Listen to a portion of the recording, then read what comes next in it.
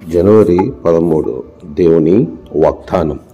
నా సన్నిధిని కన్నీరు విడిచితివి గనుక నీ మనవిని నేను ఆలకించితిని. దినవృత్తాంతముల 2వ గ్రంథం 34వ అధ్యాయం 27వ వచనం.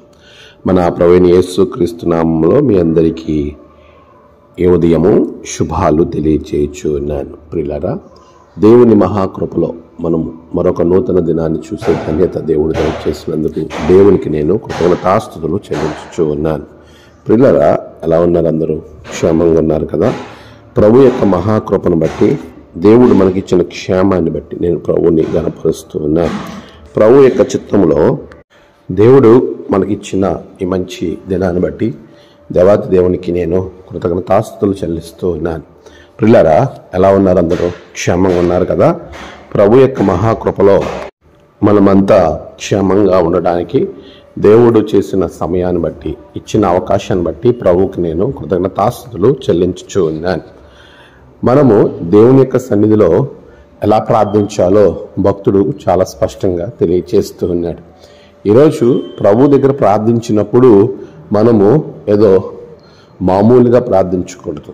వాక్యం చెప్తా ఉంది, నీవు నా సన్నిధిని కన్నీరు విడిచితివి గనక నేను నీ మనవని ఆలకించితిని. దేవుని సన్నిధిలో కన్నీటి ప్రార్థన అనేది మనం నేర్చుకోవాలి.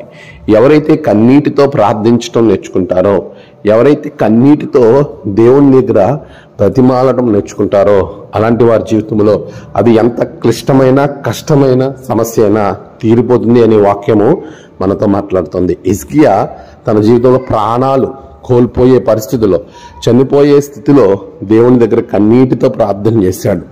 తత్ఫలితంగా ప్రభువు నీటిని చూచి, తన యొక్క నీతిని చూసి 15 సంవత్సరాల ఆయుష్ను హిజ్కియాకు అనుగ్రహించాడు. ప్రియులారా, ఈరోజు నీ ఇంట్లో, నీ వ్యక్తిగతమైన నీ ఒంట్లో, నీ జీవితంలో ఏ సమస్య అయినా రాని, కన్నీటితో దేవుని దగ్గర ప్రార్థన చేయి. ఆ సమస్య నిన్ను వదిలిపోతుంది. అట్టి కృప ప్రభు మీకు అనుగ్రహించును గాక. ఆమేన్. ప్రార్థన. సర్వశక్తిమంతుడా, గొప్ప దేవ, ఇదిగో తండ్రి, నీ బిడ్డల జీవితంలో ఏ సమస్య ఉన్నా ఆ సమస్య కొరకు కన్నీటి ప్రార్థన చేసి దాని నుంచి విముక్తి పొందే భాగ్యము బిడ్డలకు దయచేయండి. ఏదైనా ప్రయాణాలు, పనులు, వారి తలపెట్టిన కార్యాలు, వాటన్నిటిలో గొప్ప విజయం బిడ్డలకు దయచేయండి. మీరే మహిమ పొందండి. నేడు జన్మదినము, వివాహ దినము, ఆయా విశేష దినములు జరుపుకున్న బిడ్డలను బహుగా దీవించండి. తమ ప్రియులను కోల్పోయి ఆదరణ కొరకు ఎదురు చూస్తున్న బిడ్డలకు ఆదరణ దయచేయండి. దినదీవెనతో నింపి మీరే మహిమ పొందమని యేసు నామమున ప్రార్థించి వేడుకొంచున్నాం తండ్రి. ఆమేన్. తండ్రి, కుమార, పరిశుద్ధాత్మ త్రియేక దేవుని దీవెన మీ అందరికీ తోడుగా ఉండి నడిపించునుగాక. ఆమేన్.